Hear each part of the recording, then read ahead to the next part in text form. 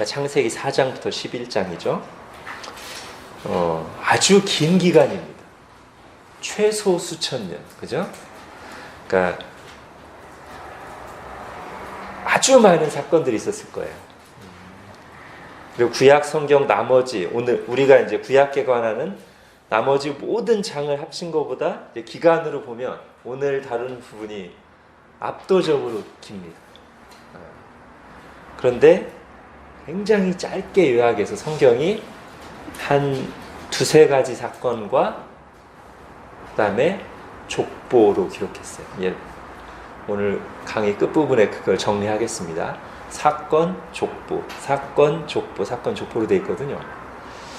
그러면서 그 사건들, 이 수천 년의 기간 동안, 가장 긴 기간 동안에 발췌한 한 두세 가지 사건, 이걸 성경이 어떻게 어디에 초점을 맞춰서 기록하고 있는가, 이 부분을 계속 생각하시면서 놓치지 마시고 본문을 하길 원합니다. 먼저 오늘 단락의 그 위치와 의미를 볼게요. 우리가 지금까지 한 게 창세기 1장, 그죠? 이거는 창조였고요. 그 다음에 지난 시간에 한 게 창세기 2, 3장. 물론 이제 2장을 열로 추가시켜도 됩니다만, 이 부분에서 인간이 하나님의 큰 은혜에도 불구하고 타락한 얘기를 했고요. 이제 오늘 단락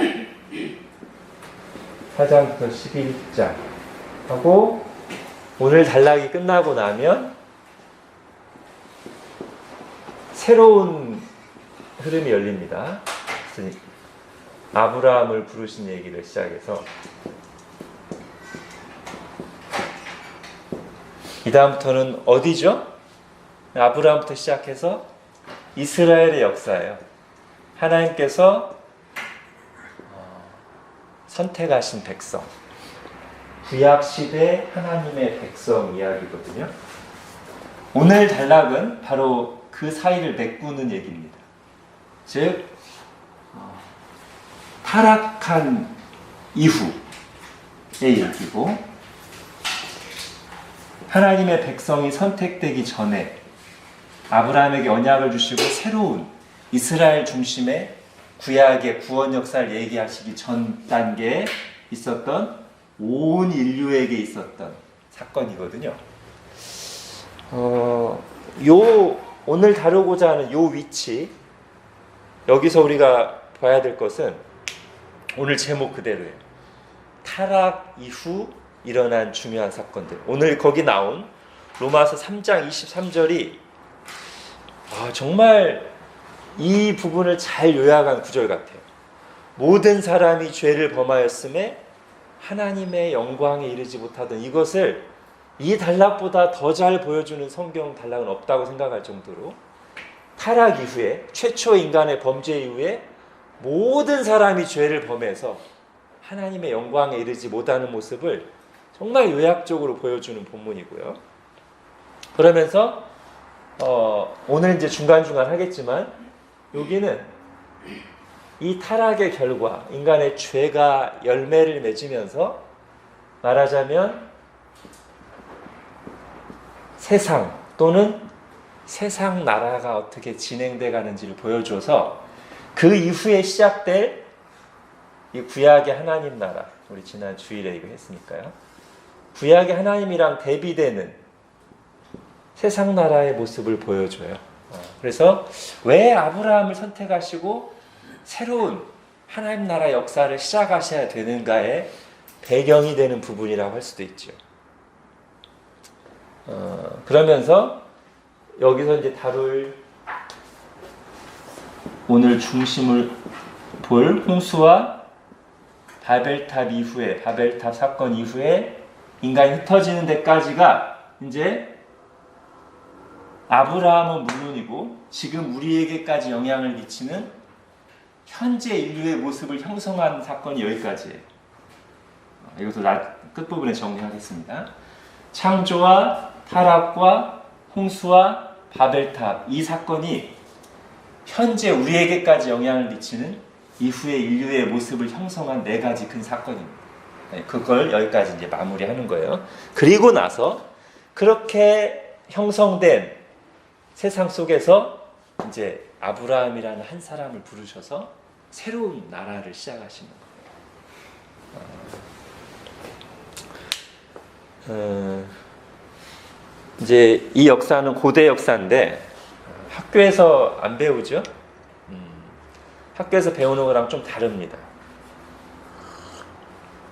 어떤 게 진짜 역사일까요? 우리는 다 이제 믿는 사람들이니까. 이게 이제 성경이 우리에게 가르쳐주는 진짜 고대 역사예요. 그리고 이런 식으로 역사를 보는 것이 바른 관점입니다. 우리가 성경을 다르게 말하면 이렇게 말할 수 있어요. 성경은 역사, 사실 플러스 해석, 역사 이야기와 해석이 같이 들어가 있는 책인데 이것도 조금 다를 수 있지만 이것도 세상에서 배우는 역사와 조금 차이가 있을 수 있지만 더 큰 차이는 여기에 있죠. 그 일어난 일들을 어떻게 보는가. 이거는 성경만이 보여줄 수 있습니다. 이건 성경만이 보여줄 수 있는 관점이에요. 그리고 이 관점, 역사를 해석하는 이 관점에서 정말 중요한 핵심이 뭐냐면 요거예요.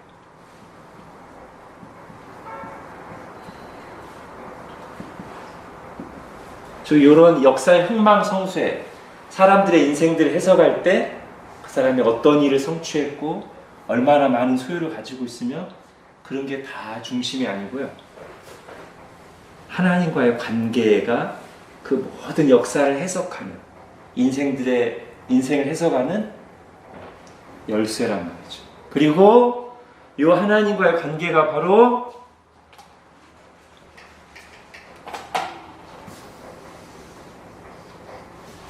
하나님 나라의 핵심입니다.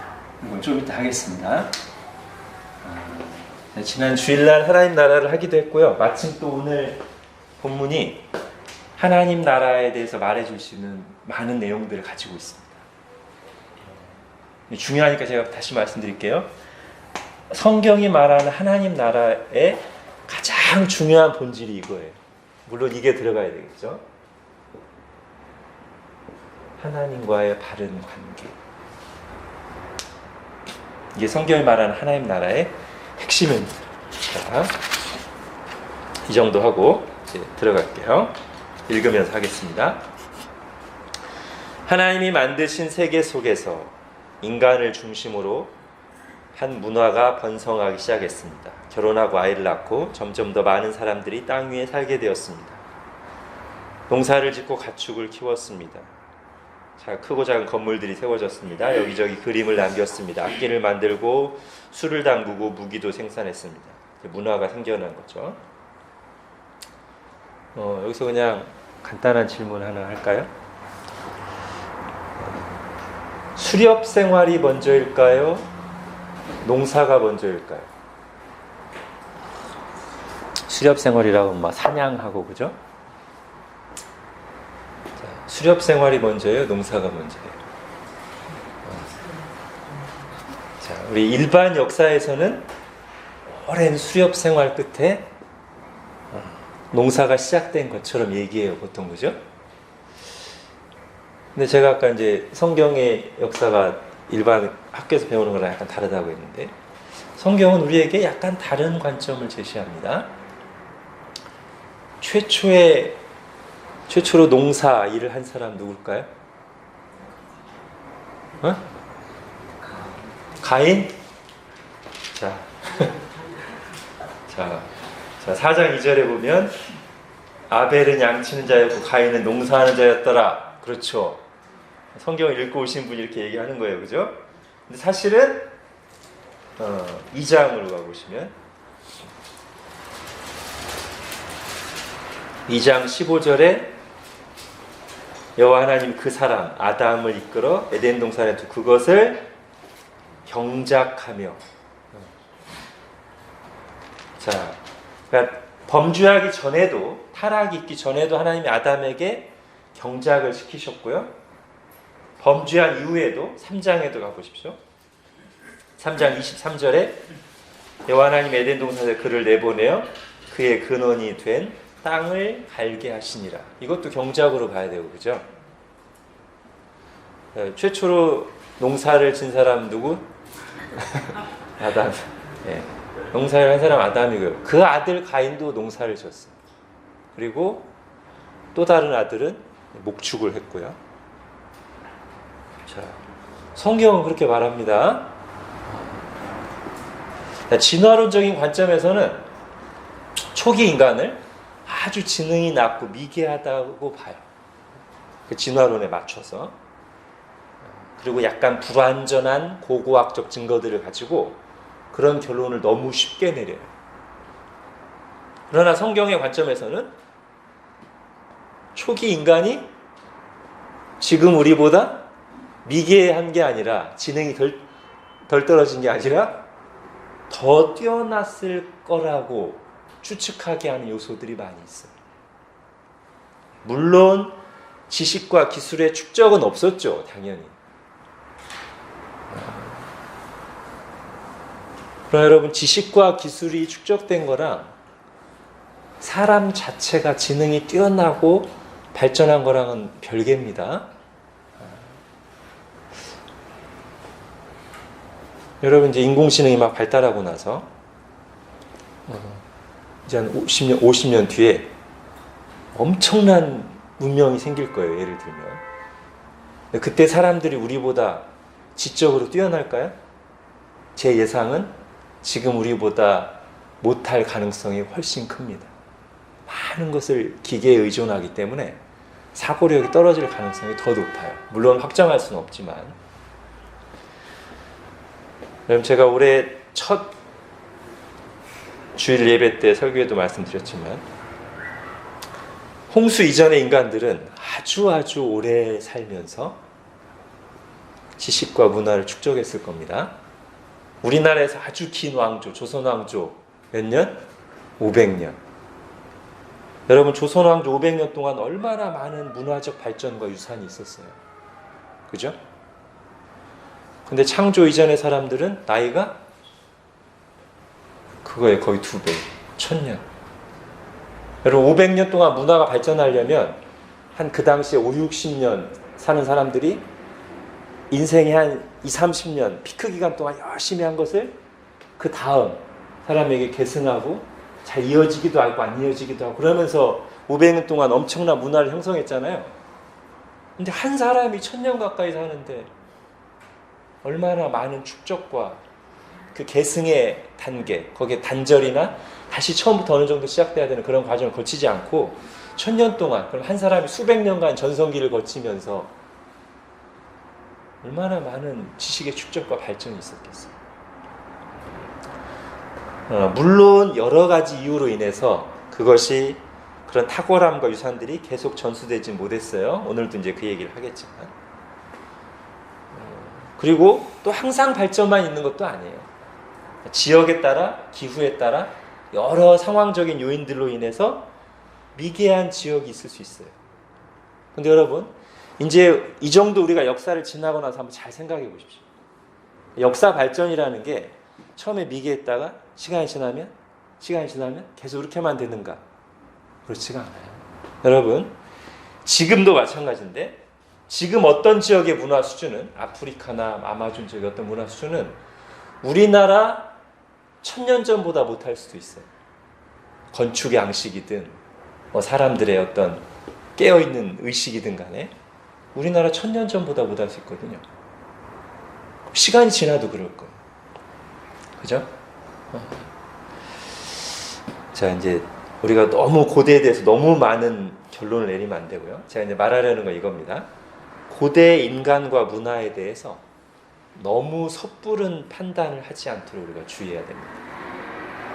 너무 진화론적인 관점을 아무 비판 없이 받아들이지 않도록 주의해야 돼요. 성경은 약간 다른 얘기를 하고 있습니다. 그러면서 인간에 대해서 생각할 것은 이겁니다. 인간이 과연 진보했는가? 여러분, 저는 정치적 입장과 상관없이 말하는 겁니다. 진보주의는 성경이 말하는 거랑 좀 안 맞는 부분이 많이 있습니다. 진보주의는 약간 진화론적 관점을 가지고 있어요. 너무 낙관적인 기대를 가지고 있어요. 역사를 해석할 때 점점 좋아진다는 것으로 자꾸 끼워 맞추려고 해요. 그러나 과연 그런가? 성경의 관점은 오히려 이겁니다. 인간은 변하지 않았다. 오늘도 우리가 배울 텐데 인간의 본질은 변하지 않았습니다. 진화됐다고요? 아니요. 전혀 진화되지 않았어요. 인간의 기본적인 본질, 하나님의 형상으로 창조되었으나 전적으로 타락한 그 인간의 본질은 고대나 지금이나 똑같아요. 앞으로도 똑같을 거예요. 자, 일단 그 정도 하고요. 자, 그래서 그런 인간들은 이제 또 읽겠습니다. 하나님이 말씀하신 대로 생육하고 번성하면서 문화를 건설했습니다. 창조하실 때 명령하셨죠? 생육하고 번성하여 땅에 충만하라, 정복하라, 다스리라. 일단은 그 말대로 했어요. 생육하고 번성해서 수많은 사람들이 생겨났고 정복하고 다스리면서 문화를 건설했어요.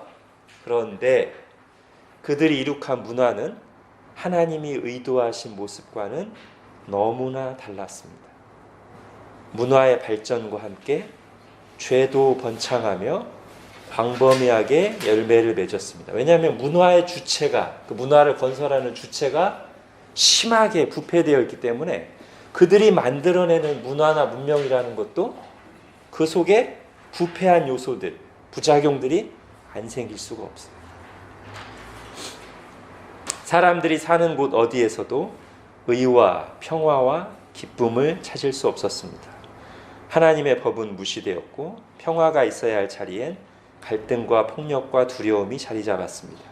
진정한 기쁨은 더러운 쾌락으로 변질되고 말았습니다. 자, 제가 여기에 일부러 의와 평화와 기쁨이라는 표현을 썼습니다. 자, 의와 평화와 기쁨. 성경 좀 아시는 분들은 이게 어디 나오죠? 의. 이게 뭐를 표현하는 말입니까?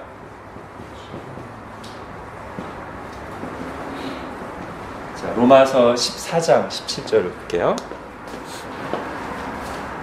자, 이게 성경이 말하는 하나님 나라의 특징을 묘사하는 가장 대표적인 표현입니다.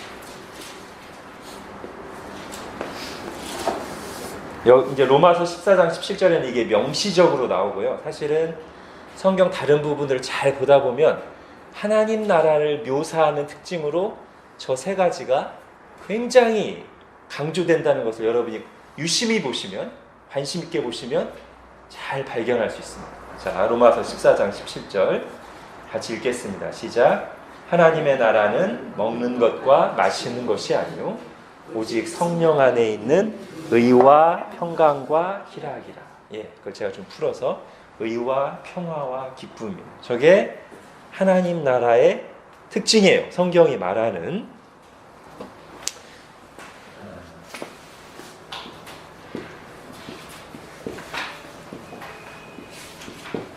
그런데 저거를 깨트리는 게 뭐죠?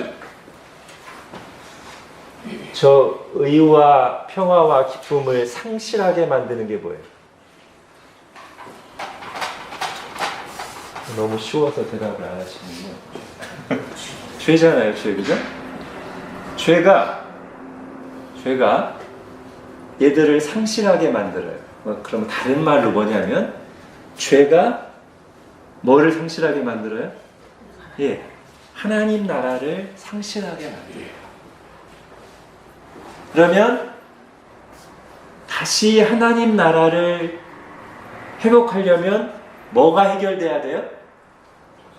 요게 처리돼야, 그죠? 이게 하나님 나라를 상실하게 만드는, 하나님 나라의 특징인 의와 평화와 기쁨을 상실하게 만드는 것이라면, 하나님 나라가 회복되기 위해서는 이 죄 문제가 해결돼야 돼요. 이 죄 문제를 해결하기 위해 오신 분이 누구예요? 네. 예수 그리스도죠. 그러니까 성경에서 예수 그리스도를 통해서 하나님의 나라가 온다고 말하는 거예요. 자, 그런데 우리가 이제 지난주에 타락에 대해서 했으니까 이 죄의 가장 본질적인 게 뭔가 하는 거예요. 죄의 가장 본질적인 게. 물론 윤리적인 죄들도 다 포함되죠. 근데 우리가 지난주에 로마서 1장도 살펴보고 하와가 사탄의 유혹을 받아서 범죄하는 과정을 생각했을 때 죄의 가장 근본적인 특징은 뭐냐면 하나님과의 관계를 깨뜨리는 거예요. 그죠? 네가 선악과를 먹으면 하나님처럼 돼. 하나님 그거 아시기 때문에 선악과 못 먹게 하신 거야. 그 사탄의 말에 유혹에 넘어가서 아 그래? 야, 내가 그동안 그 하나님 믿고 살았다니 참 내가 먹고 하나님 되지 뭐 하고 선악과를 먹었단 말이에요. 그래서 하나님과의 관계를 깨트리는 게 죄고요. 그래서 실제로 저 선악과를 먹었을 때 일어난 가장 첫 번째 증상이 뭐예요? 하나님이 아담아 어디 있느냐 찾으니까 하나님을 피해서 하나님을 두려워하면 숨어요. 자, 이게 죄의 본질이에요. 하나님과의 관계를 깨트리는 거예요. 그러면 그리고 하나님과의 관계가 깨지는 게 결국 하나님 나라를 상실하는 거예요. 그러면 하나님 나라가 회복됐다고 할 때 가장 궁극적으로 회복되는 건 뭐예요? 이게 회복되는 거예요. 하나님과의 관계가 회복되는 거예요. 자, 이렇게 한번 생각해 보십시오. 여기 이제 주일날 우리 교회에서 예배를 안 드리신 분들도 계시지만 그래도 다시 한번 제가 하나님 나라를 뭐라고 말씀드렸죠? 하나님 나라는 왕이신 하나님이 계시고요. 그죠? 왕. 다음 이 왕의 다스림을 받는 하나님의 백성이 있어요. 물론 더 완전하게 하려면 하나님의 백성이 거주하면서 하나님의 뜻이 펼쳐지는, 하나님의 뜻이 온전히 이루어지는, 자, 여기까지 쓰면 이게 하나님 나라입니다. 네? 이게 하나님 나라예요. 왕이신 하나님이 계시고 그 왕의 다스림을 받는 하나님의 백성이 있고 그게 이제 제일 중요하고요. 그 다음에 그 뜻이 펼쳐지는 영역, 공간까지 있으면 이게 온전 성경이 말하는 하나님 나라인데, 자, 여기에서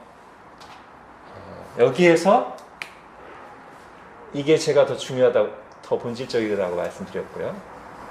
하나님과 하나님의 백성. 아직 우리에게 새하늘과 새 땅은 오지 않았지만 이미 우리가 지금 하나님 나라에 들어와 있다. 하나님 나라 백성이다. 하나님 나라를 맛보고 있다라고 말할 수 있는 것은 요게 회복됐기 때문이에요. 요게 회복됐다는 말은 요거예요. 죄 때문에 이게 깨져 있었단 말이에요. 여기 벽이 있었죠, 오히려. 죄 때문에. 그래서 하나님의 나라가 상실했던 거예요. 하나님 나라가 아니었어요. 그런데 예수 그리스도께서 오셔서 이걸 허무시고 죄 문제를 해결하셔서 하나님과 원수된 관계를 해결하시고 어떻게 바꿔놓으셨어요? 이렇게 바꿔놓으셨어요. 우리를 구원하셔서 하나님을 왕으로 그분의 다스림을 받는 백성이 되게 하셨어요. 그래서 하나님의 나라가 임했어요. 하나님 나라가 회복됐어요. 자, 구약 성경에서부터 요한계시록까지 하나님 나라 선언이 있습니다. 이게 뭐냐면 나는 그들의 하나님이 되고 그들은 나의 백성이 되리라. 예, 이 말이 하나님 나라 선언문이에요. 말하자면.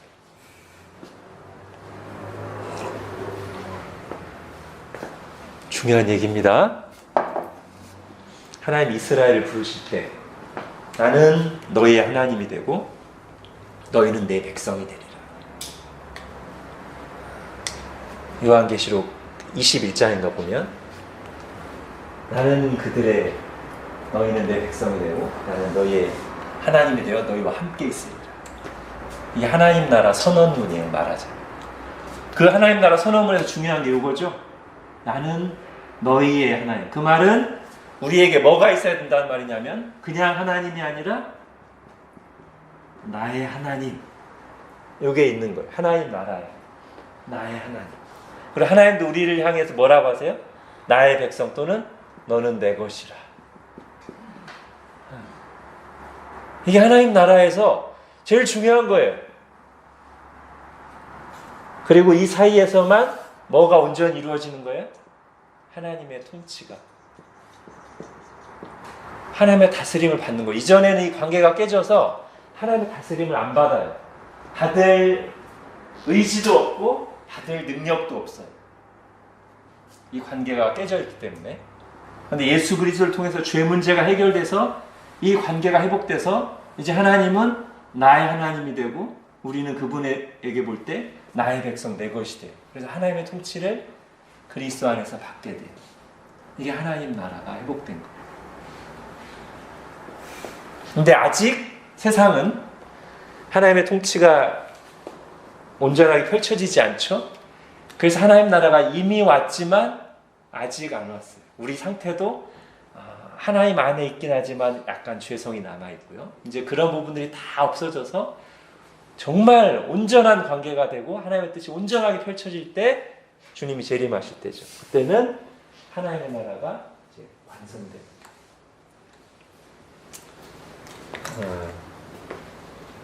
네, 이게 성경이 말하는 성경의 큰 주제입니다.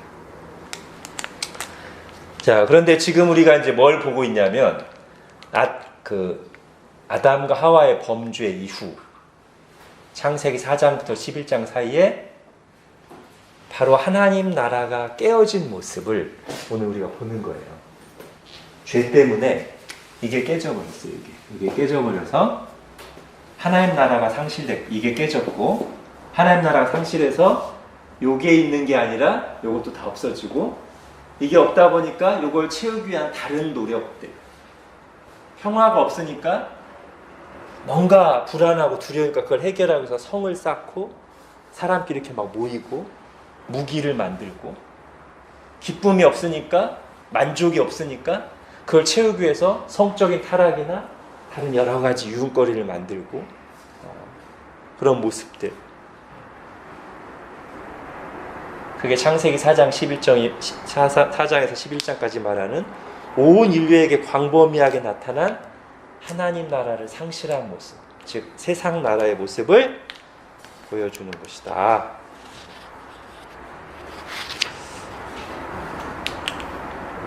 그렇습니다. 좀 어렵죠? 하나님 나라 개념은 계속 들으셔야 됩니다. 제가 지금 굉장히 중요한 얘기를 한 거예요. 자, 이것은 또 한편으로는 뭐에 대한 얘기도 하냐면 문화에 대한 얘기이기도 합니다. 문화. 하나님이 처음에 인간을 창조하시고 나서 문화 명령을 주셨어요. 생육하고 정복하여 땅에 충만하라, 다스리라, 관리하라. 하나님 창조하신 세계를 하나님의 뜻대로 막 가공하고 만들고 발전시켜서 하나님의 영광이 충만한 세계를 만들어라, 문화를 건설해라 라는 사명을 주셨는데 인간에게 죄가 들어간 뒤로는 하나님 나라 문화를 건설할 능력을 상실했어요, 사람이. 그래서 하나님 나라 문화가 아닌 세상 문화를 만들었어요. 자, 그래서요, 여러분 문화에 대한 관점을 봐야 되는데요. 우리가 너무 이원론에 빠지면 안 됩니다. 즉 성이든 돈이든 과학이든 인터넷이든 예술이든 간에 그런 것 자체로 악이 아닙니다. 그런 걸 너무 부정적으로 보면 안 돼요. 그걸 너무 부정적으로 보는 사람들이 저기 그 제세례파, 극단적인 제세례파, 메노나이트 같은 사람들.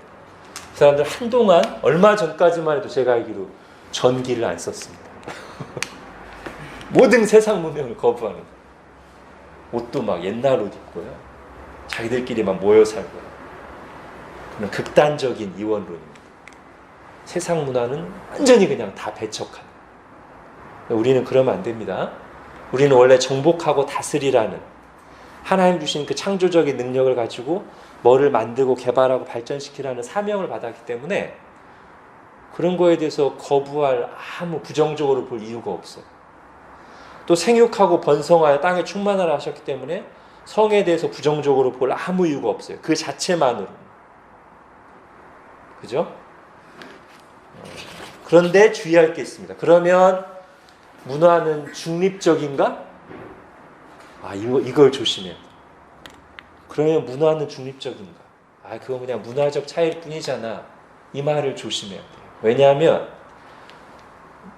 오늘 우리가 보는 것처럼 인간이 만들어낸 문화 속에는 그 인간의 가치관과 사상, 세계관이 거의 반영되어 있기 때문에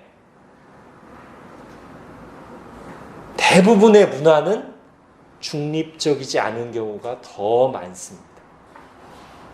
물론 과학기술 자체 이런 건 우리가 부정적으로 볼 필요가 없어요. 인터넷 기술 자체 이런 건 부정적으로 볼 필요가 없지만 그 인터넷이 만들어내는 그 과학기술이 만들어낸 여러 가지 음악, 미술, 건축, 양식 사람들의 모임의 형태 이 모든 부분에 있어서는 거의 대부분 중립적이지가 않아요. 사람의 종교, 미신, 신념, 세계관이 반영되어 있단 말이죠. 그래서 우리는 분별해야 돼요. 정말 문화적 차이일 뿐인지 그 문화적 차이 속에 우리가 분별하고 거부해야 될 또는 교정해야 될 성경과 어긋난 부분이 있지는 않은지 늘 봐야 돼요. 예를 들면 우리나라에도 엄청 많잖아요. 궁합 보는 거, 그죠? 결혼할 때 궁합, 사주팔자. 이사할 때 어떤 날 이사하면 더 비싸요? 손 없는 날, 그죠? 손 없는 날이 뭐예요, 주의자는?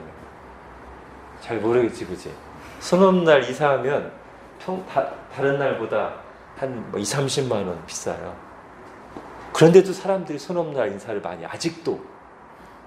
험날이 아마 음력 9일, 19일, 29일 그런 날이죠, 그죠?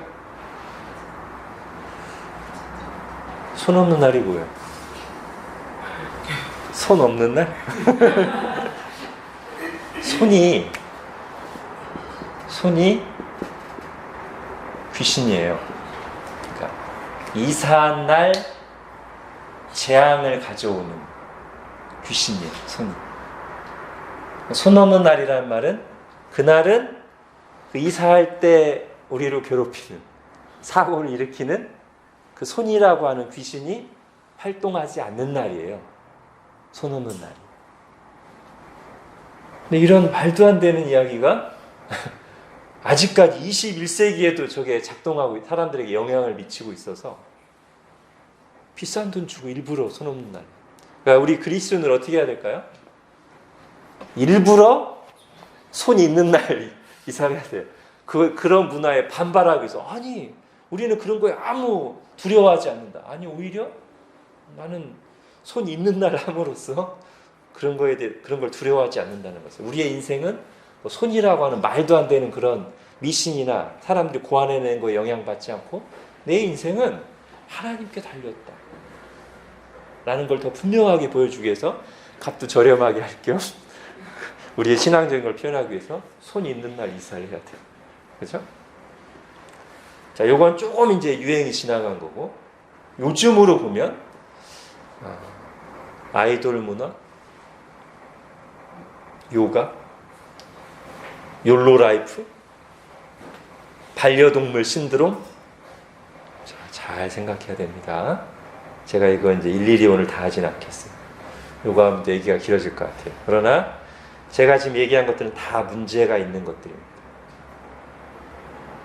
잘 생각하셔야 돼요. 자, 그리스도인들은 어떤 사람들이냐면, 그래요. 본질에 초점을 맞춰야 돼요. 본질. 그런데 그걸 어디에도 적용해야 되냐면 문화에까지 적용해야 돼요. 이 문화가 정말 하나님과의 바른 관계를 잘 드러내주고 있는, 또는 문제 없는 문화인가 아닌가를 분별해야 돼요. 아닌 거는 나에게 지금 유익을 주더라도 배척해야 돼요. 자, 이 정도 하고요. 그 다음 가겠습니다. 아담은 이미 그의 아들들 사이에서 일어난 살인사건을 경험해야 했습니다. 동생을 죽여 첫 번째 살인자가 된 가인은 하나님을 떠나 살면서 두려운 마음에 성을 쌓았습니다. 그러나 높이 쌓아 올린 성벽은 죄를 가두어 둘 수도, 죄로부터 인간을 보호해 줄 수도 없었습니다. 죄는 퍼져나갔고 고통의 역사는 반복되었습니다. 가인의 후손 라멕은 자기에게 상처를 입힌 소년을 죽이고 나서 그의 두 아내에게 자신의 살인 행위를 자랑하듯 노래하기도 했습니다. 자, 아까 제가 농사를 처음 지은 사람은 아담이라고 했는데, 자, 성경을 보면 성을 처음 쌓은 사람은 가인인 것처럼 보입니다. 물론 아담이 그 전에 쌓을지도 모르지만 여러 가지를 생각해 볼 때 아담은 안 쌓았을 가능성이 많습니다. 근데 가인이 성을 쌓았는데 왜 쌓았죠? 여기 나오죠. 두려움 때문에 쌓았어요. 자, 성경이 보여주는 성의 기원, 높이 성벽을 쌓는 것의 기원은 두려움에서 비롯되었다. 사실은 타락한 세상에서 문명이 발달하는데 강력한 동기를 부여하는 거 몇 가지가 있어요. 그 중에 하나가 두려움, 그리고 허무함입니다. 제가 이제 전도를 할 때, 또는 우리 교회에서 뭐 새가족 초청자실 할 때 제가 전하는 메시지에서 하나님을 떠난 세상에 피할 수 없는 특징, 두려움과 허무함. 다른 걸 해결이 안 돼요. 그런데 바로 이 두려움과 허무함이 인간 세상에서 문화를 발전시키는, 촉진하는 강력한 동기가 돼요. 자, 두려움이 성을 쌓게 만들어요. 허무함이 여러 가지 즐길 거리를 추구하게 만들어요. 그래서 보통 세상이 이 부분에서 하나님의 백성들을 앞서가요. 더 절박하기 때문에. 자, 이걸 보면서 또 성을 쌓는 것은 죄다 이렇게 하면 안 되고요. 또는 하나님을 믿는 사람들은 보안 경비 시스템을 이용하면 안 된다? 이것도 아니에요. 너무 과한 적용입니다. 이 세상이 악하기 때문에 그런 것도 필요해요. 다만 성경이 말하는 두려움의 근본적인 해결책은 아니라는 것. 아무리 돈을 많이 하고 보안 시스템을 하고 의료가 발전해도 해결이 안 돼요. 두려움의 문제. 두려움의 문제는 뭐에서만 해결돼요? 요거예요. 하나님의 관계가 회복될 때만 두려움의 문제가 해결돼요. 왜죠? 하나님 나라에만 뭐가 있어요? 여기 있잖아요. 진정한 평화.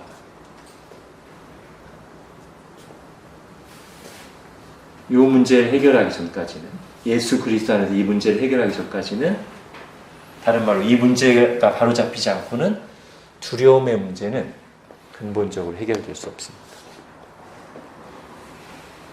하나님은 우리에게 저 문제를 계속 언급하시죠. 성경에서 굉장히 가장 많이 나온 명령 중에 하나가 뭡니까? 두려워하지 말아요. 그리고 그 두려워하지 말라는 주님의 말씀이 하나님과의 관계가 바로 서 있는 우리에게는 실제적으로 역사합니다. 우리 마음속에. 그래서 두려움에 떨다가도 그 말씀이 우리 속에서 두려움을 몰아내주고 세상이 줄 수 없는 평안이 우리 마음을 지배하는 것을 우리가 실제로 경험하죠.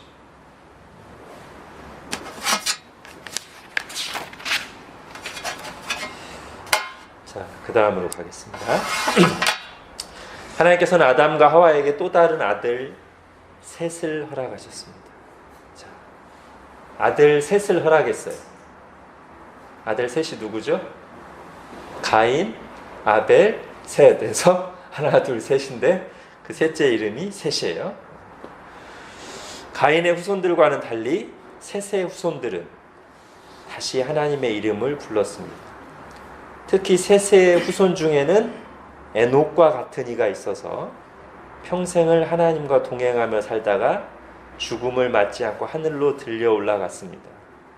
노아 역시 셋의 후손으로서 하나님과 동행하며 의롭게 살았습니다. 자, 이제 여기서부터 우리가 족보를 봐야 됩니다. 창세기에서 족보는 굉장히 중요한 역할을 하고 있습니다. 이제 여기서 이제 족보가 나와요. 아담의 족보가. 자, 아담. 원래는 가인과 아벨이 있었는데 가인이 아벨을 죽였죠.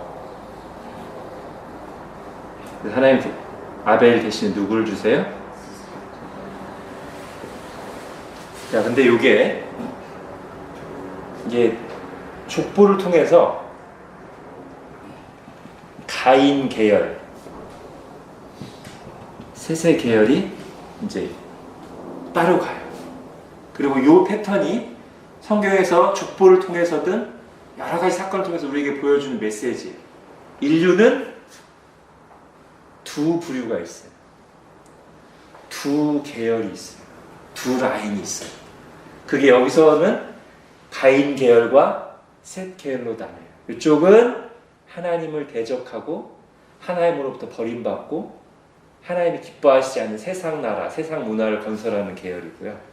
여기는 하나님이 택하신 그리고 하나님의 이름을 부르는 하나님을 경외하는 계열이에요. 이게 이제 계속 나옵니다. 여기에 이제 누구가 나와요? 에녹이 나와요. 근데 여러분, 아까 가인이 성을 쌓았잖아요. 가인이 성을 쌓고 자기 아들의 이름을 붙여요. 그 아들의 이름이 뭐죠? 네, 에녹이에요. 제가 직계는 실선으로 하고 조금 이렇게 떨어진 후손을 점선으로 합니다. 네. 자, 그 다음에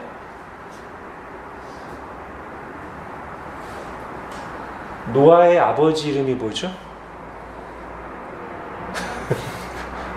너무 어렵죠? 라멕. 아까 보면 이 가인, 에녹의 계열 후손 중에서 어떤 젊은이와 싸워서 죽이고 나서 자기 아내들한테 야, 아담아 신라야, 내가 오늘 젊은이를 죽였다 한 사람 이름이 뭐예요?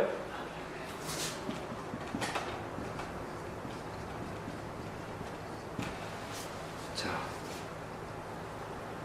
제가 이거를 굳이 기록했는가? 가끔 보면요, 창세기를 강의하면서 이름에다가 너무 많은 의미를 부여하시는 분들이 계세요. 정확하지도 않은 그 이름의 뜻을 자꾸만 해석하면서 이 이름이 무슨 뜻인데요? 왜 이 이름을 지어줬겠습니까? 하면서 그 이름을 가지고 막 설교 한 편을 만들어내신 분들이 있어요.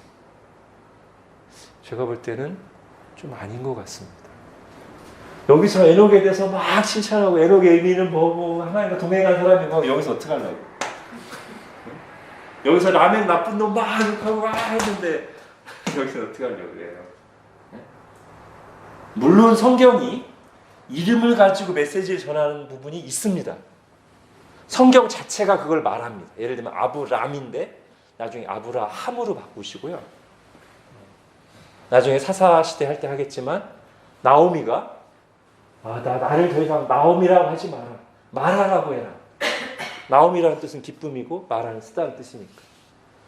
그렇게 성경 자체가 문맥 속에서 그 이름의 뜻도 분명하고 거기에 의미를 부여할 때는 우리도 성경이 그렇게 말하고 있으니까 따라야 돼요. 근데 이름 뜻도 정확하지 않은 데다가 이렇게 여기서 전혀 그 이름에다가 아무 의미도 부여하고 있지 않은데 괜히 사람들의 호기심을 자극하는 설교 한 편을 만들려고 여기다 자꾸 너무 많은 의미를 부여해서 메시지 전달하게 되면 성경이 말하지 않는 것을 말하는 게 돼요. 그러니까 여러분 이 족보가 원래 말하려는 이 메시지를 받으셔야지 이름 하나하나에 너무 많은 의미를 부여하지 않으시기 바랍니다.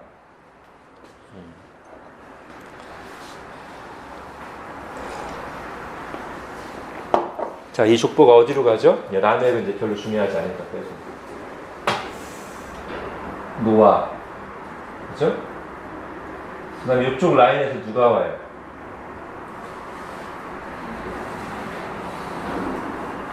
이건 너무 당연한 거죠?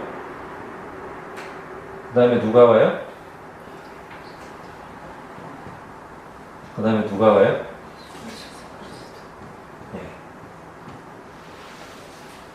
이렇게 가는 겁니다. 이걸 이제 성경에서 하나하나씩 이렇게 끄집어야 될 거예요. 자, 그래서 성경이 족보를 기록하는 이유.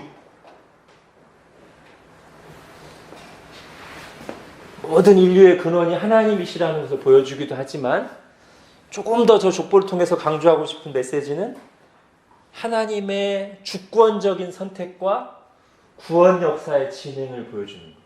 그게 성경에서 족보를 통해 말하려고 하는 가장 중요한 메시지입니다. 하나님의 주권적인 선택과 구원 역사의 진행을 보여주는 거예요. 두 라인이 있단 말이에요. 하나님의 선택은 여기. 나중에도 계속 나오죠. 아브라함 자손 중에도 이스마엘이 있고 이삭인데 이삭을 선택하고 이삭의 자손 쪽에서는 에서와 야곱인데 야곱을 선택하죠.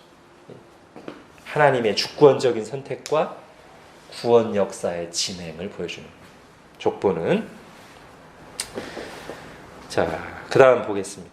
그러나 노아가 살던 시대쯤에 이르러서는 이미 세상은 회복될 수 없을 만큼 죄로 곪아 있었습니다. 힘을 자랑하고 폭력이 미화되고 끝없이 몸을 가꾸고 서로 유혹하며 쾌락에 빠지고 먹고 마시고 즐겼습니다. 가정은 붕괴됐으며 도덕이나 윤리 따위는 휴지 조각처럼 취급되었습니다. 하나님은 더 이상 안중에도 없었습니다. 자, 그런 시대를 보여주는, 그런 시대적인 특징을 보여주는 단어 중에 하나가 네피림이라는 단어입니다. 그죠? 창세기 6장에서 그렇게 육체를 자랑하고 힘과 폭력이 지배하고 그런 사람들이 영웅으로 부각되고 그러면서 자기의 유욕을 채우기 위해 원하는 자들을 아내로 삼는 그런 것들을 얘기하는 곳에서 네피림이라는 말이 나와요. 여러분, 네피림은 성경에 2번밖에 안 나옵니다. 창세기 6장하고 민수기 13장에 한번 나오는데요. 민수기 13장에 네피림이 있었던 게 아니고 누구를 보고 네피림의 후손이라고 얘기하죠? 이스라엘 사람들이 정탐을 가잖아요. 가나안 땅 정탐을 가요. 정탐을 하는데 야, 저 가나안 땅에 있는 원주민들은 아주 막 등치가 크고 장대하고 우리는 그 앞에 메뚜기 같더라. 그러면서 네피림의 후손 아낙 자손이 있다.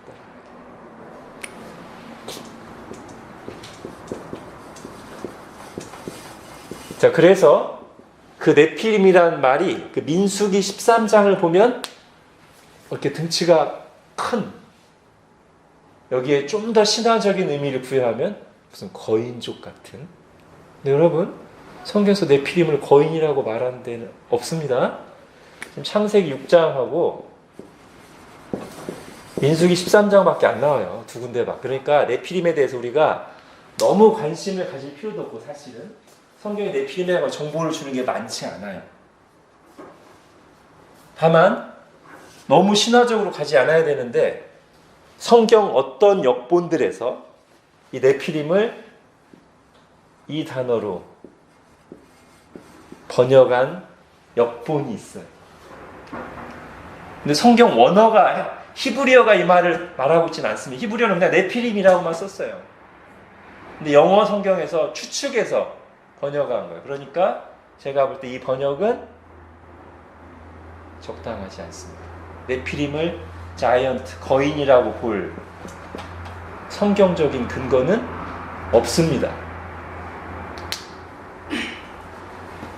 또 하나, 네피림에 대해서 두 가지 질문을 해야 되는데, 첫 번째 질문 이거, 네피림은 거인족인가? 제가 지금 그런 근거 없다고 말씀드렸어요. 또 하나, 민수기 13장에서 아낙 자손이 네피림의 후예라고 이스라엘 백성들이 얘기하죠. 근데 여러분, 아낙 자손이 정말 네피림의 후예일까요? 자, 여기서 우리가 이제 성경 해석의 하나의 원칙을 제가 말씀드리겠습니다. 성경 해석의 기본 원칙 중 하나가 성경 저자, 기자의 말은 항상 옳다. 그러나 등장인물의 말은 항상 옳은 건 아니다. 이게 성경을 해석하는 기본 해석 원리 중에 하나입니다. 자, 예를 들면 다윗이 기자로 나올 수 있죠. 시편 기자. 그럼 우리는 그 시편을 영감된 하나님의 말씀을 받기 때문에 진리로 받아요. 근데 다윗은 등장인물로도 나오죠. 사무엘 상하에, 그죠? 그때 다윗이 한 행동이나 말이 다 옳은가? 아니요. 다윗은 믿음의 사람이기 때문에 다윗이 믿음의 말, 좋은 말 많이 합니다. 그러나 아닌 것도 있습니다. 그럼 등장인물의 말이 옳은가 아닌가는 우리가 뭘로 판단해야 돼요? 지난 제가 첫 시간에 한 것처럼 문맥으로 파악해야 돼요. 자, 민수기 13장에서 정탐을 나간 이스라엘 정탐꾼들이 우리가 거기서 네피림의 후손 아낙 자손들을 봤다. 누구의 말이에요? 저자의 말이에요? 등장인물의 말이에요? 등장인물의 말. 그리고 이 사람들이 진리를 말하는 사람들이었는가? 나중에 하나님으로부터 칭찬받은 사람들이었는가? 성경 문맥이 그들을 긍정적으로 보는가 할 때 그렇지도 않아요. 그렇기 때문에 이 사람들의 말은 우리가 진리로 무조건 받을 수가 없어요. 오히려 어떻게 보는 게 자연스럽냐면 두려움에 사로잡혀서 믿음의 눈으로 본 게 아니라 두려움에 사로잡혀서 등치 큰 원주민들 보더니만 옛날 역사 속에 있었던 신화적인 네피림의 후예라고 떠든 걸로 보는 게 더 자연스러워요. 자, 또 하나는, 자, 보세요. 노아 시대에 네피림이 있었다고 했어요. 그죠? 그잖아요. 노아 시대에 네피림이 있었잖아요. 근데 노아 시대에 무슨 일이 일어나죠? 대홍수가 일어나서 노아 가족 빼고 다 죽어요. 노아 가족 빼고 다 죽어. 근데 만약에 네피림이 이 민수기 시대에 있었다면 노아의 혈통에 네피림의 피가 흐르는 건가요? 노아 가족 빼고 다 죽었는데 네피림 다 죽지 않았을까요? 노아 홍수 때? 근데 어떻게 네피림의 후손이 있을 수가 있어요? 노아의 가계가 네피림의 가계가 아니라면 어떻게 네피림이 민수기에 다시 등장하냐고요. 네피림의 후손들이. 그죠? 그래서 민수기 13장에 나오는 이 말은 그냥 등장인물들이 두려움에 질려서 자기들이 알고 있는 어설픈 지식을 가지고 과장해서 한 말이지 실제로 아낙 자손들이 네피림의 후예라는 것을 근거가 없단 말이에요. 그죠? 자, 그러면 네피림은 누구인가? 예, 성경 난제 중에 하나입니다. 왜냐하면 창세기 6장에 보면 하나님의 아들들이 사람의 딸들을 자기가 원하는 대로 아내로 삼으면서 그때 이제 네피림이라는 존재들이 있었다 라고 해서 이 하나님의 아들들을 뭘로 해석하느냐에 따라서 이제 여러 견해가 있습니다. 저는 이것을 뭘로 단정하기보다 그냥 아닌 것만 얘기할게요. 지금도 아낙다손이 네피림이 아니라는 걸 얘기한 것처럼 그 여러 견해 중에 제일 말도 안 되는 견해가 뭐냐면 창세 6장에 말하는 하나님의 아들들이 천사를 가리키는 것이다.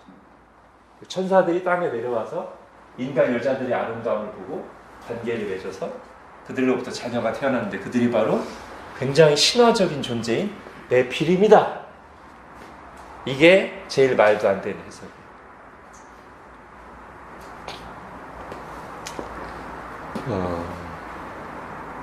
성경이 전혀 지지하지 않죠. 그 입장은. 천사들이 인간과 관계를 맺어서 아이를 낳는다. 이거는 성경 어디에서도 나오지 않는 얘기입니다. 오히려 예수님이 부활에 대해서 말씀하실 때 사두개인들이 나와서 만약에 한 여자가 7 형제 큰아들과 결혼하고 큰아들 죽어서 둘째 아들과 결혼하고 죽어서 셋째 아들 7 아들과 다 결혼하면 나중에 부활했을 때 어떻게 되겠습니까? 난감하지 않겠습니까? 이런 엉뚱한 질문을 했을 때 예수님이 그렇게 대답하시죠. 너희가 성경도 하나님의 능력도 알지 못해서 오해했다. 그러면서 부활 때에는 시집가고 장가가는 일이 없을 것인데 그 말을 하실 때 누구처럼? 부활 때는 누구처럼 시집가고 장가가는 일이 없을 것이다? 천사들처럼. 천사들은 그런 존재가 아니라는 것이죠. 물론 그게 뭐 이거에 대한 모든 걸 말해주진 않겠지만 아무튼 그걸 비롯해서 성경 어디에도 천사들이 인간과 그런 관계를 맺는 것은 나오지가 않습니다. 그거는 세상의 신화에만 나오는 얘기입니다. 그래서 이거는 그렇게 해석하지 말아야 된다는 거예요. 그리고 그렇게 자꾸 해석하게 되는 이유가 뭐냐면 네피림을 너무 신화적인 존재로 보기 때문에 자꾸 그 해석을 하게 돼요. 근데 성경에서는 네피림을 거인이라고 말한 적도 없고요. 그냥 고대의 용사일 뿐이에요. 힘을 자랑하던 시대. 세상적인 가치가 지배하던 시대에 용사 노릇하던 그런 사람들 가리키는 표현이란 말이에요. 노아 시대 타락한 세상 분위기를 보여줄 때 나오는 용어지 신화적인 존재가 아니란 말이죠. 그 네피림은 그냥 인간들 사이에서 태어난 인간일 뿐입니다. 이 정도만 하고요. 자, 이제 노아 홍수로 가겠습니다. 하나님께서는 그 어두운 시대 속에서도 하나님을 경외하고 살았던 노아의 가족들만 남기고 온 세상을 심판하시기로 작정하셨습니다. 노아와 그의 가족들은 하나님의 말씀에 순종하여 오랜 세월 동안 방주를 만들었습니다. 완성된 방주 안으로 노아의 8 가족과 모든 동물들이 종류대로 한 쌍씩 들어간 뒤에 하나님께서는 전무후무한 대홍수로 이 땅을 심판하셨습니다. 자, 이 홍수 사건을 보면 성경이 의도적으로 굉장히 이렇게 구조를 갖추어서 기록했습니다. 자, 한번 볼게요.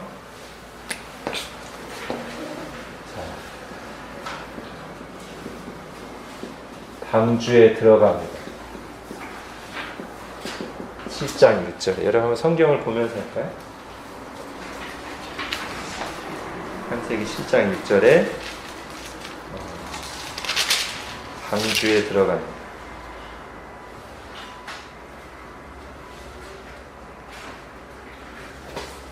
7장 7절이군요. 7장 7절.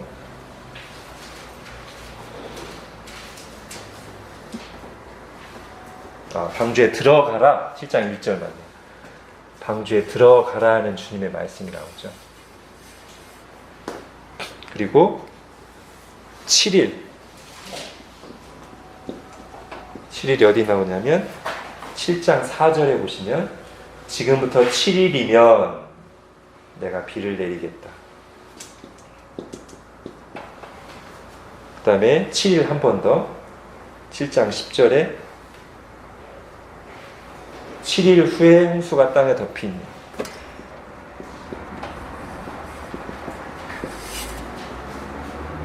그 다음에는 40일 7장 17절에 40일 동안 홍수가 계속된다.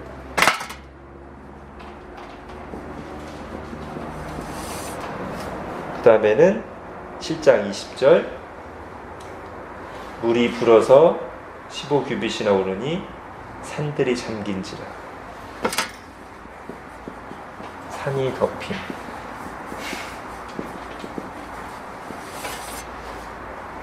그리고 7장 24절 물이 150일을 땅에 넘쳤더라. 150일. 자, 이런 순서로 진행되죠.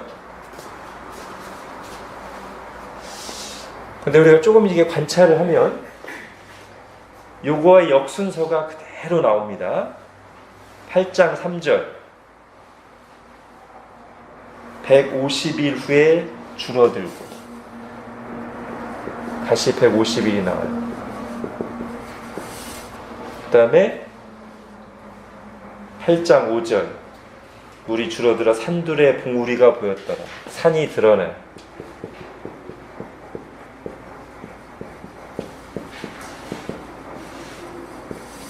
그 다음에 뭐가 나와야 돼요? 40일 8장 6절 40일을 지나서 노아가 그 방주에 있는 창문을 열고 40일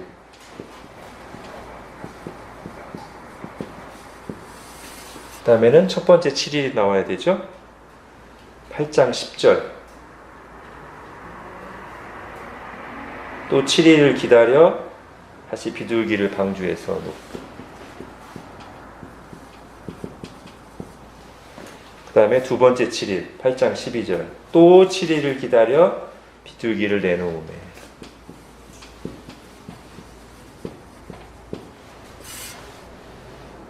그 다음에 뭐가 나야 돼요? 방주 들어갔으니까 방주에서 나오는 거 8장 16절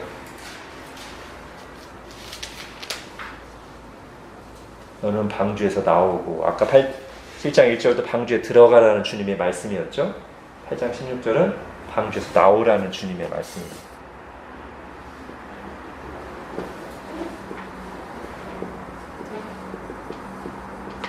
근데 이제 요거를 살펴보는 이유가 뭐냐면 이렇게 똑같이 성경이 가끔씩 이렇게 굉장히 의도적으로 어떤 구조를 갖춘 부분들이 여럿 있어요. 사실은 그러니까 성경이 그냥 체계적으로 썼다는 거죠. 근데 저런 틀을 갖출 때는 뭔가 메시지를 전하기 위해서 저런 틀을 갖추는 건데 보통 이런 틀에서 가운데에 들어가는 게 요 사이에 들어가는 게 핵심 메시지인 경우가 많이 있어요. 자, 여기서는 뭐냐면 저 사이에 이렇게 쭉 들어갔다가 쭉 회복되는 반전이 일어나는 이 사이에 뭐가 있냐면 8장 1절이 있습니다. 하나님이 노아와 그와 함께 방주에 있는 모든 들짐승과 가축을 기억하사. 예, 이게 이제 이 반전을 이루는 전환점에 하나님의 기억하심.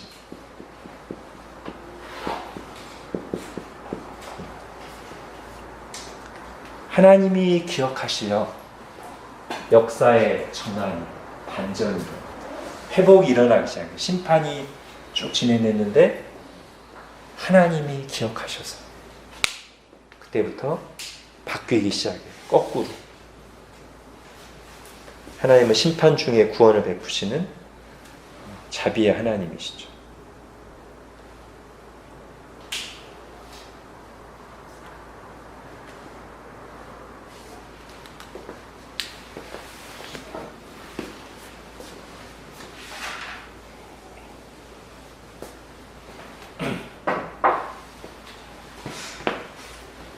우리 인생도 그렇죠, 그죠? 하나님의 뜻이 있어서 고난을 겪다가 하나님이 기억하사 하나님의 긍휼을 베푸실 때 반전이 일어납니다. 그래서 우리가 이런 기도도 시편에 따라서 드릴 수 있는 거죠. 하나님, 저를 기억해 주십시오.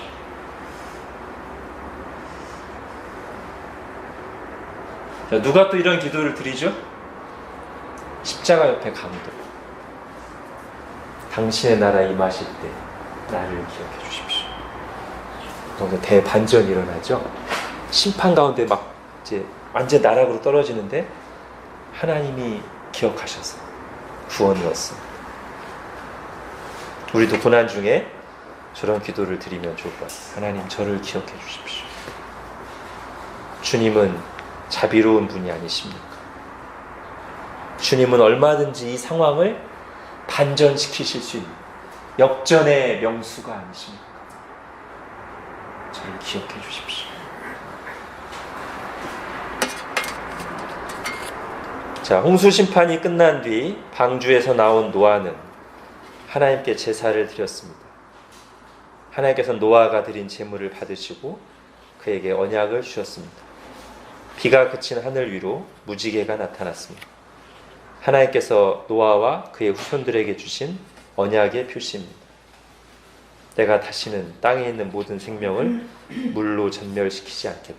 여러분, 노아와 그의 자녀들에게는 주님의 이 말씀이 다시 생육하고 번성하고 문화를 건설해갈 반석이 됩니다. 여러분 생각해 보세요. 온 인류가 죽었어요. 하나님의 무서운 심판으로. 그리고 땅에 나와서 아무것도 없는 황폐한 땅에다 나왔을 때 얼마나 그 마음이 황량하고 또 인간들이 죄를 져서 또 이런 일이 일어나면 어떡하지? 두려울 수 있잖아요. 그런 상황에서 어떻게 또 자식을 낳고 문화를 건설해 날 힘을 얻을 수 있겠어요? 주님께서 말씀으로 아니, 걱정하지 마. 내가 다시는 땅에 있는 모든 생명을 물로 전멸시키지 않을게. 그리고 그걸 위해서 너에게 보이는 사인도 줄게. 무지개라고 하는 사인. 걱정 말고 아담에게 처음 주었던 명령을 너와 네 후손은 이행해 가거라. 그게 뭐예요? 생육하고 번성하여 땅에 충만하고 정복하고 다스려라.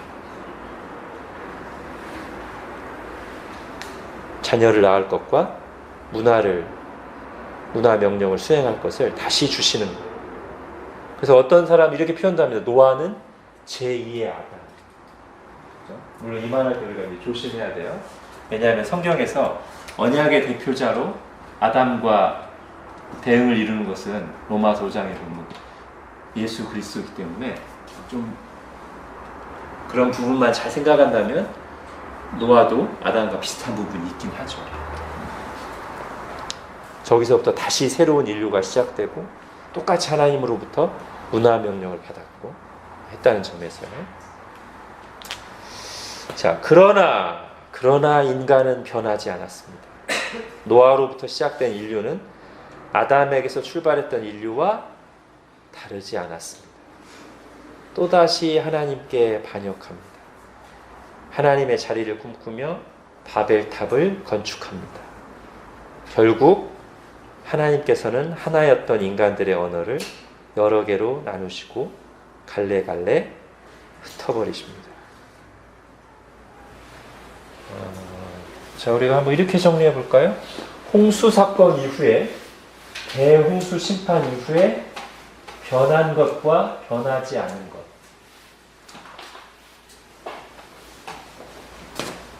자, 홍수 이후. 자, 변한 것. 뭐가 변했죠? 네. 인간의 수명이 대홍수 이후로 이제 한 자손이 내려갈 때마다 급격하게 떨어집니다. 홍수 전까지는 다 900살 때였어요. 홍수 직후로 뚝뚝뚝 떨어져서 이제 100살 전으로 바뀌죠. 그리고 또 뭐가 바뀌어요? 육식. 하나님께서 아담에게 육식을 허용하십니다. 그리고 성경에 명시적으로 나오진 않았지만 지구의 홍수 기간 동안 대격변이 일어났을 것으로 저희가 추정합니다. 기품의 샘물이 터지며 하늘의 창이 열리고 등등 해서 대격변이 일어났을 것이다.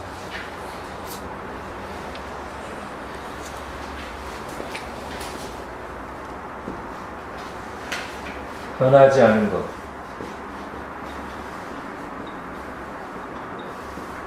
제가 이미 앞에서 몇 번 말씀드렸죠. 네, 사람은 안 변했어요.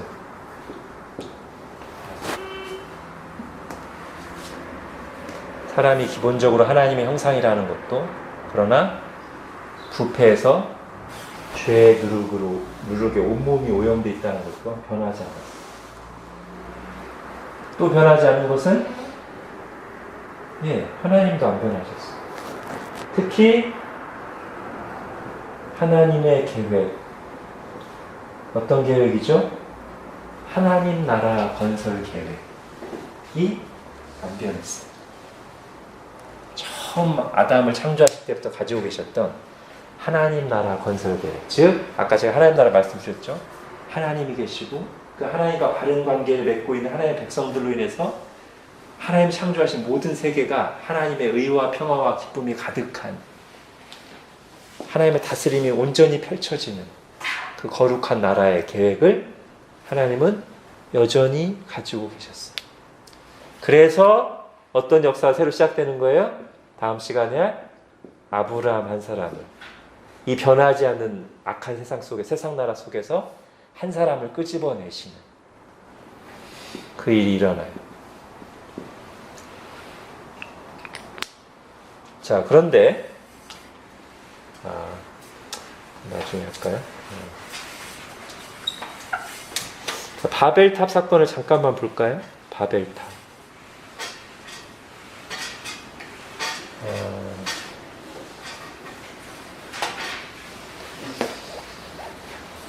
바벨탑을 쌓을 때 장소가 어디죠? 창세기 11장에 보면 2절에 이에 그들이 동방으로 옮기다가 동쪽으로 옮겼대요. 어디서부터 동쪽일까요? 정확히 몰라요, 그죠? 영화 제목처럼 에덴의 동쪽? 아니면 어쨌든 이 창세기 기자가 모세니까 이스라엘 쪽에서 봤을 때 동쪽? 너무 당연한 것은 인류가 어디 있었지 모르지만 인류가 있던 곳에서 동쪽이죠, 그죠? 근데 그 동쪽이 어디냐면 시날 평지예요. 거기다가 탑을 건축했는데 하나님 그걸 흩으시면서 그 이름이 바벨로 바뀌어요. 자, 우리 다니엘서 1장을 한번 보겠습니다.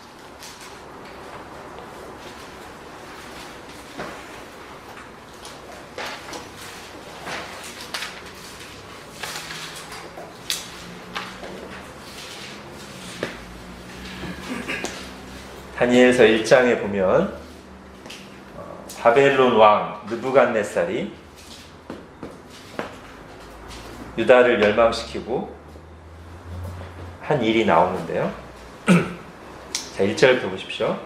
유다 왕 여호야김이 다스린 지 3년이 되는 해 바벨론 왕 느부갓네살이 예루살렘에 이르러 성을 에워쌌더니 주께서 유다 왕 여호야김과 하나님의 전 그릇 얼마를 그의 손에 넘기심에 그가 그것을 가지고 어디요?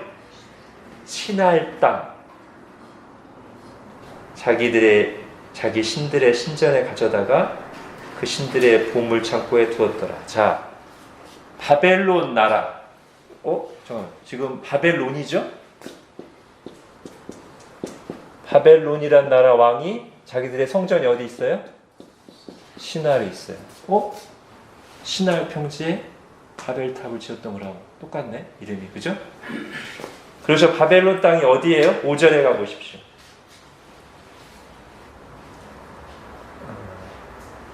뒷부분에 보면 그들에게 갈대아 사람의 학문과 언어를 가르치게 하였고, 자, 이 사람들이 이제 갈대아인들 또는 이 지역이 갈대아 지역인 것 같아요. 다시 창세기로 가셔서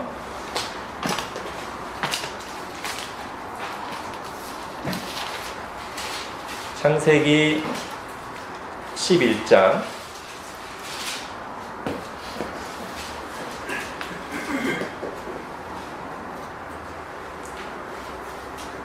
자, 28절을 보십시오.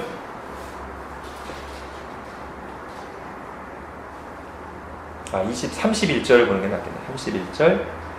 데라가 그의 아들 아브라함과 하란의 아들인 그의 손자 롯과 그의 며느리 아브라함을 데리고 아브라함의 사내를 데리고 갈대아인의 우르를 떠나 가나안 땅으로 가고자 하더니, 자, 갈대아를 떠나서 가나안 땅으로 가려고 했는데 아브라함이, 이게 누구의 명령으로 된 거예요? 12장에 보면 여호와께서 아브라함에게 이르시되 너는 너의 고향과 친척과 아버지의 집을 떠나 내가 네게 보여줄 땅으로 가라. 내가 너를 통해서 새로운 나라를 건설하려고 한다. 자, 그러면 우리가 여기서 이제 정리하면 이렇게 되죠. 여기가 다 같은 곳이에요, 지금. 그죠? 여기가 다 같은 곳이에요. 메소포타미아 지역이에요, 지금으로. 다음 시간에 좀 더 하겠지만 메소포타미아 지역이에요. 근데 거기가 이런 이름으로 불리는데, 그리고 이 이름이 붙은 것은 하나님을 대적하면서 붙은 이름이죠. 그 땅에 나중에 바벨론이라는 제국이 세워져요. 나중에 요한계시록에 보면 하나님을 대적하는 세상, 음란한 세상, 그래서 심판을 받는 세상을 뭐라고 표현해요? 음녀 바벨론이라고 표현해요. 그러니까 이 이름은 이때부터 시작해서 하나님을 대적하는 세상 나라, 하나님을 대적하는 세상을 상징하는 이름이에요. 이사야서에도 보면 그렇게 나오고요. 근데 거기가 이제 여기란 말이죠. 하나님이 그 바벨론 지역에서 아브라함을 불러내시는 거예요. 즉 세상 나라에서, 세상에서 불러내셔서 뭘 하려고 하신다? 하나님 나라, 세상 나라와 다른 하나님 나라를 건설하려고 하신다.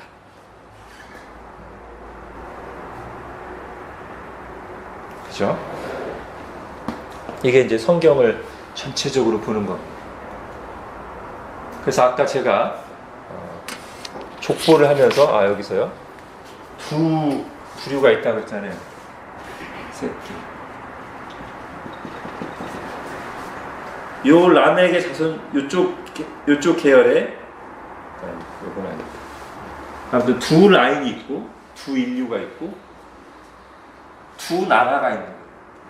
바벨론으로 대표되는 하나님을 대적하는 세상 나라와 아브라함으로부터 시작된 하나님 나라가 있는 거예요. 이게 오늘 우리가 배우는 단락에서 계속 보여주는 것입니다.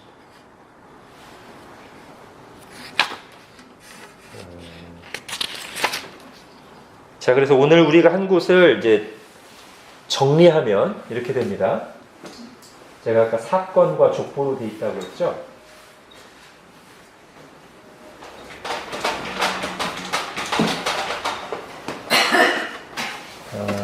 창세기 4장. 이 사건이 있어요. 가인과 아벨. 그죠? 이 사건이 있은 뒤에 창세기 5장.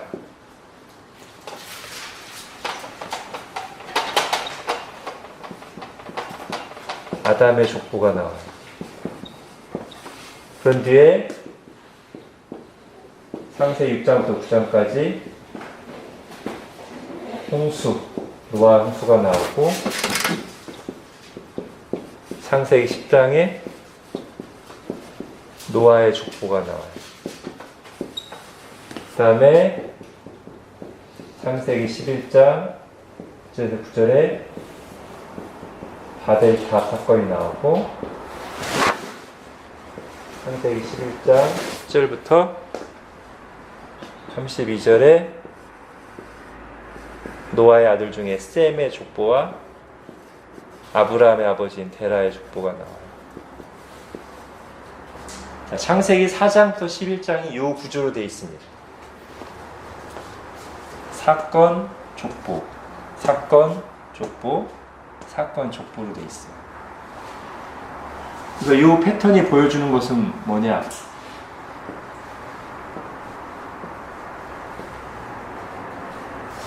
저건 사건이고, 이건 족보죠, 그렇죠?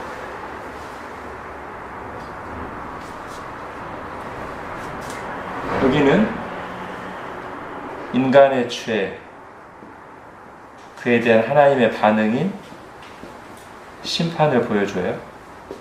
가인이 죄를 짓고 하나님 쫓아내시고, 인간이 다 죄를 지어서 홍수 심판이 일어나고, 바벨탑으로 또 하나님께 반역하니까 하나님이 다 흩으시고. 그런데 그런 중에 요 하나님의, 제가 아까 족보의 의미를 말씀드렸죠. 하나님의 주권적인 선택과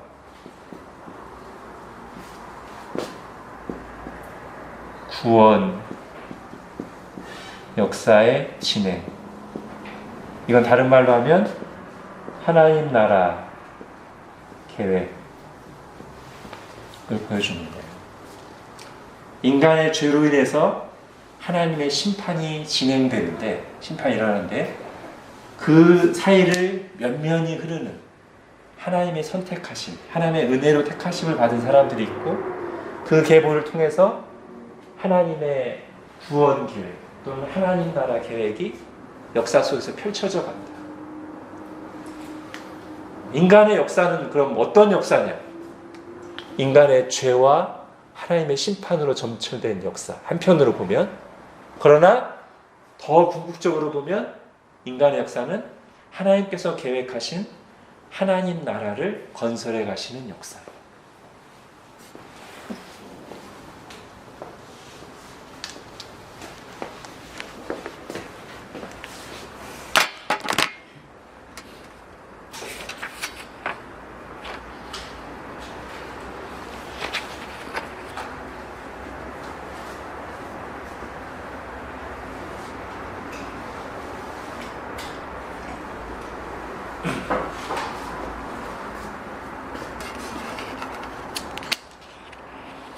그리고 지금도 이 역사가 진행 중이죠?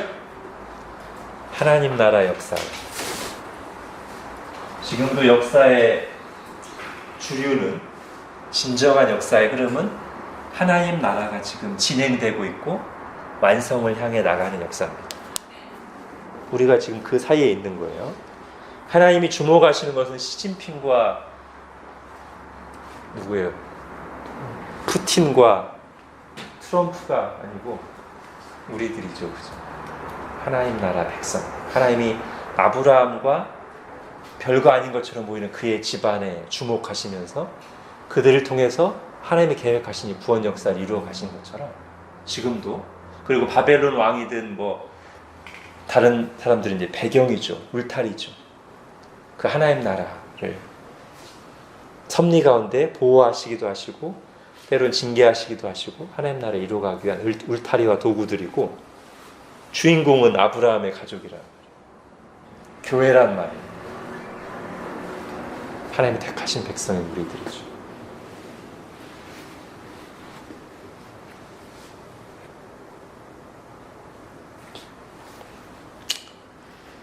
네, 그래서 중요한 것은 하나님과의 관계다. 이 모든 두 가지 흐름을 나누는 것, 가인 계열과 셋 계열을 나누는, 세상 나라와 하나님 나라를 나누는 본질적인 차이를 가져오는 게 하나님과의 관계예요. 그렇다면 우리도 나는 오늘 무엇을 가장 중심에 두고, 뭐를 내 인생에서 가장 가치 있는 것, 우선순위를 두고 살아가는가를 자문해야 돼요. 얼마나 많이 벌고 얼마나 사람들에게 인정받고 얼마나 성공하느냐냐 아니면 하나님과의 관계냐.